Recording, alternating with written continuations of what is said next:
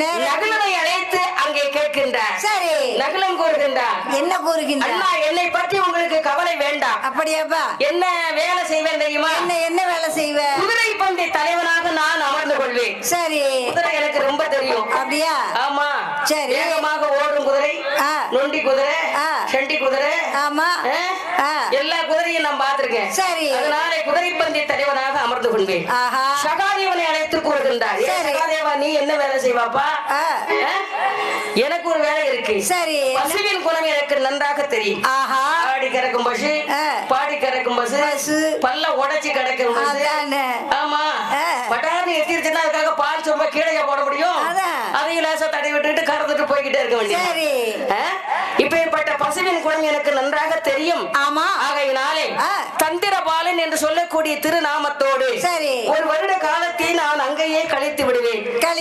நகுலனுக்கு என்ன பேரு? நாம கரண்டி. என்ன கரண்டி? கரண்டியா? போயும் ஓம் புத்தி உன்னை விட்டு போக மாட்டேங்கிறாரு.